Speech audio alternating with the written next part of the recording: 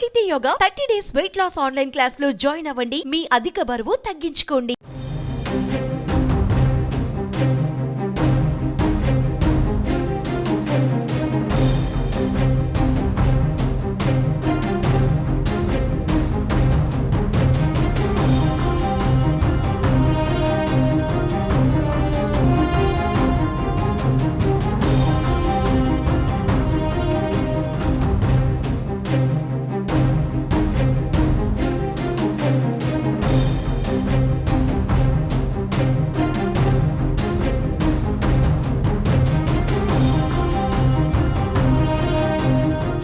ఆశా వర్కర్లపై ఏపీలోని కూటమి ప్రభుత్వం వరాల జల్లు కురిపించింది. ఆశా వర్కర్లకు ఎన్నికల్లో ఇచ్చిన హామీలను అమలు చేయాలని నిర్ణయించారు.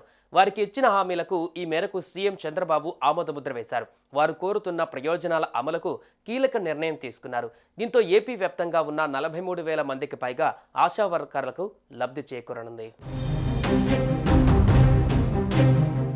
ఆశా వర్కర్లకు కూటమి ప్రభుత్వం తీపి కబురు అందించింది. వారు ఎప్పటి నుంచో కోరుతున్న ప్రయోజనాల అమలుకు కీలక నిర్ణయం తీసుకుంది. ఆశా వర్కర్లకు గ్రాట్యుటీని అమలు చేయాలని ముఖ్యమంత్రి చంద్రబాబు ఆదేశించారు.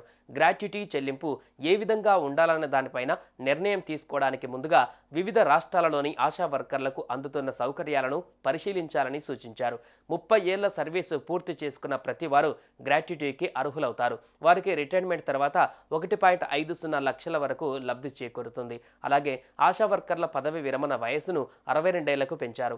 ఈ వరుస నిర్ణయాలతో గ్రామీణ ప్రాంతాలలో పనిచేసే 37,017 మందికి, పట్టణ ప్రాంతాలలో పనిచేసే 5,735 మందికి లబ్ధి చేకూరనుంది.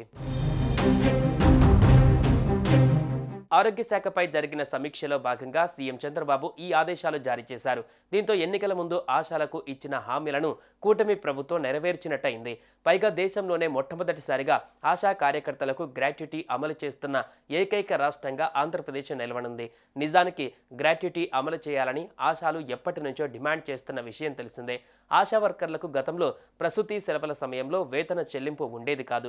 ప్రసూతి సెలవులను పని దినాలుగా పరిగణలోకి తీసుకొని వేతనం చెల్లించాలని అధికారులకు సమావేశంలో సీఎం ఆదేశాలు జారీ చేశారు. ఇక ఆశా వర్కర్ల పదవి విరమణ వయసును పెంచుతూ ముఖ్యమంత్రి తీసుకున్న నిర్ణయాన్ని ఆరోగ్య శాఖ మంత్రి సత్యకుమార్ హర్షించారు. ఈ నిర్ణయం ఆరోగ్య రంగంపై కూటమి ప్రభుత్వానికి ఉన్న చిత్తశుద్ధికి నిదర్శనమన్నారు.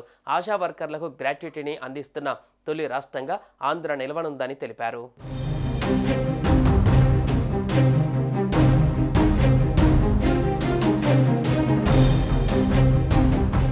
సుమన్ టీవీలో మీ పర్సనల్ అండ్ బిజినెస్ ప్రమోషన్స్ కోసం కింది నెంబర్కి కాంటాక్ట్ చేయండి.